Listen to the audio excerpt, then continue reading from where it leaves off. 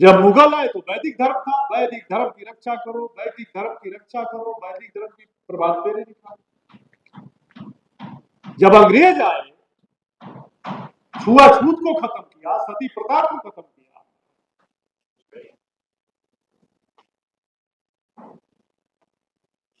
पचकठिया आंदोलन को खत्म किया, डोल कढ़वा प्रथा को खत्म किया, तब नारा लगने लगा हिंदू हिंदू हिंदू एक हो, हिंदू धर्म एक हो। और अब सनातन चल रहा है।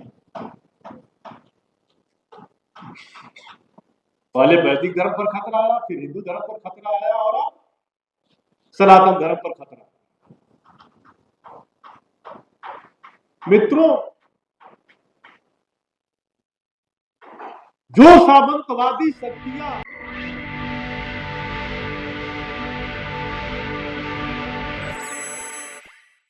को नमन करते हुए सामाजिक न्याय की लड़ाई को अंजाम तक पहुंचाने वाले सभी समाज के महापुरुषों को नमन करता हूं। मीडिया के भाइयों और सभी विद्वज्जन, अभी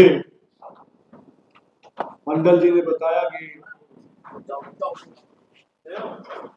मेरा प्रमोशन रुका हुआ था,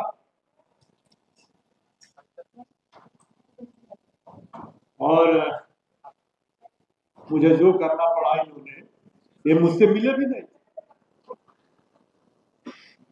एक दो बार फोन से बात हुई और उनसे व्हाट्सएप में भी मांगा था। और जब यूनिवर्सिटी को, जीसी को, डीओपीटी को बुलाया उस मीटिंग में, तो एक घटना मैं आपको याद करा दूं।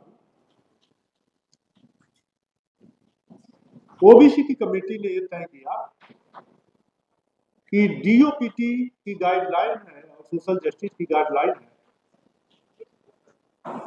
कि निर्णायक मंडल में एक ओबीसी का आदमी रहे। ठीक यही मानक एसटी के लिए भी, हालांकि एसटी के लिए तो मंत्रालय भी है, लेकिन ओबीसी के लिए तो भी मंत्रालय भी, क्योंकओबीसी में अपेक्षाकृत कम महापुरुष पैदा, ओबीसी में राजा ज्यादा पैदा, दलितों में महापुरुष ज्यादा पैदा, इसलिए संवैधानिक समझ उनमें ज्यादा है ओबीसी की, और ओबीसी में राजा ज्यादा पैदा। जिनमें महापुरुष पैदा हुए उनमें आईएएस पीसीएस अधिक है, और जिनमें राजा पैदा हुए उनमें आईएएस पीसीएस कम। निर्णायक मंडल में 5 लोग बैठे थे।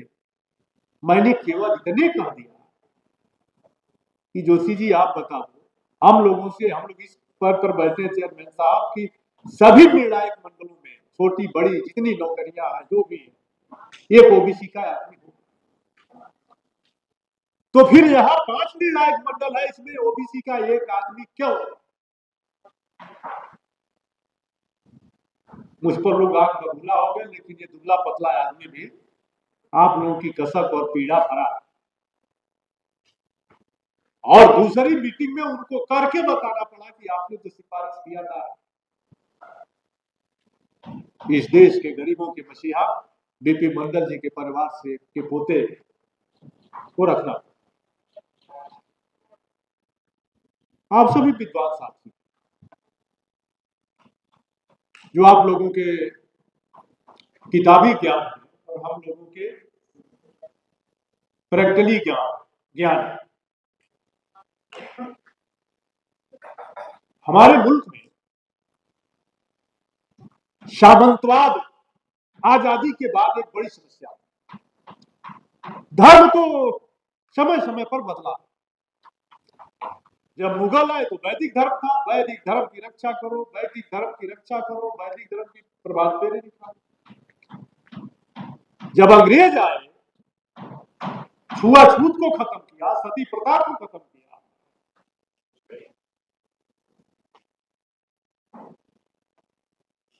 पचकठिया आंदोलन को खत्म किया, डोल कढ़वा प्रथा को खत्म किया, तब नारा लगने लगा हिंदू हिंदू हिंदू एक हो, हिंदू धर्म एक हो। और अब सनातन चल रहा है। पहले वैदिक धर्म पर खतरा आया, फिर हिंदू धर्म पर खतरा आया, और अब सनातन धर्म पर खतरा। मित्रों, जो सामंतवादी शक्तियां व्यवस्था पर कब्जा की हुई, जिसको भी प्रोफेसर साहब कह रहे थे, जो सामंतवादी शक्तियां, क्योंकि कभी देश में हमारे शक आए, हुड आए, पुर्तगाली आए, डच आए, मुगल आए, अंग्रेज आए, लेकिन सबने भारत पर राज किया, किसी ने शूद्र नहीं बनाया। हिंदुओं को शूद्र किसने बनाया? भगवान ने बनाया। और अगर भगवान ने बनाया तो मैं निष्पक्षता से पूछता हूं, जो लोग यह मानते हैं कि ब्रह्मा जी ने धरती बनाई, तो अगर ब्रह्मा जी ने धरती बनाया तो सबको हिंदू क्यों नहीं बनाया? जो लोग मानते हैं कि हवा ने पृथ्वी बना दी, धरती बना दी, तो फिर उन्होंने क्यों नहीं सबको मुसलमान बना दिया? कुछ लोग मानते हैं कि गॉड ने धरती बनाई, तो गॉड सबको ईसाई बना दिया, तो कोई झगड़ा नहीं लगेगा। अपने अपने हिसाब से हमने धर्म बनाया और हमने अपना देवता बनाया है, उसी पर यार दलित और पिछड़े पागल। क्योंकि सबसे बड़ी बात है वो,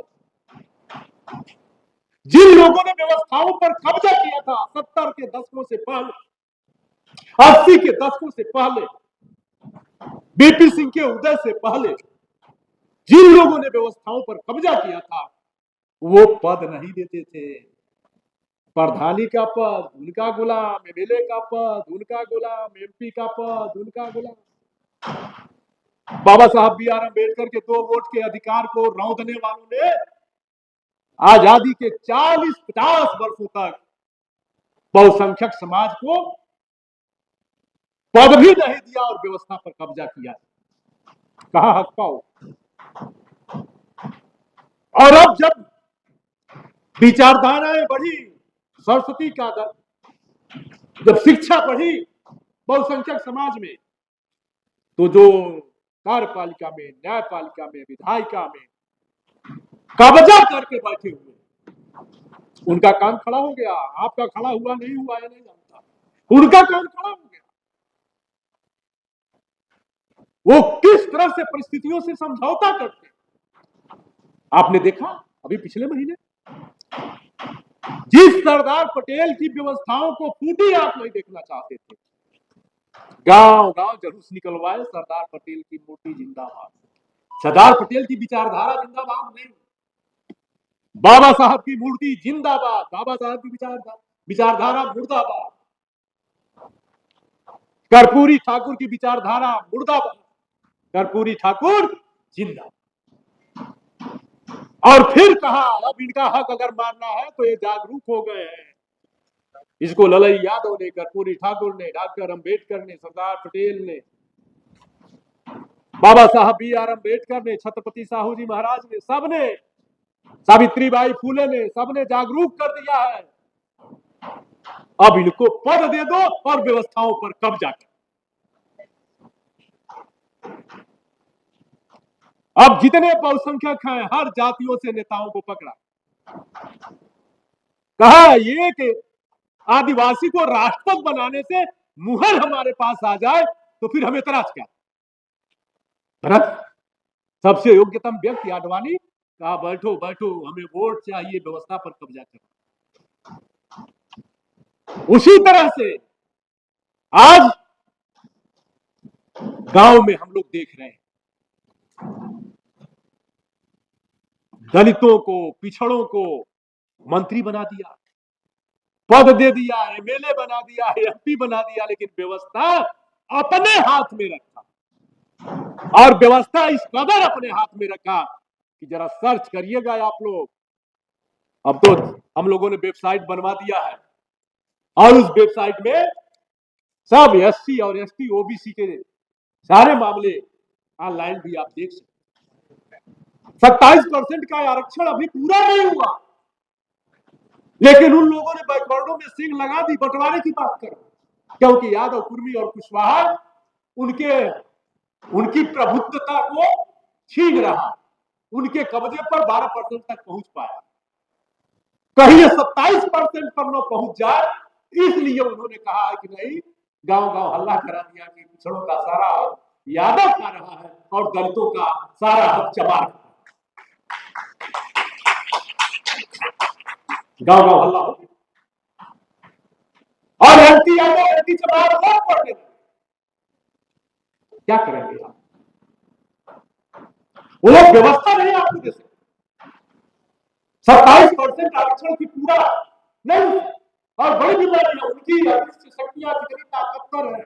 जब सपा और बसपा की सरकार बनती है तो चौहान को भी आरक्षण चाहिए, निषाद को भी आरक्षण चाहिए, राघवर को भी आरक्षण चाहिए, प्रजापति को भी आरक्षण चाहिए, सबको आरक्षण चाहिए। और 10 वर्ष से कोई आरक्षण की मांग कहीं जंतर मंतर को देखा है?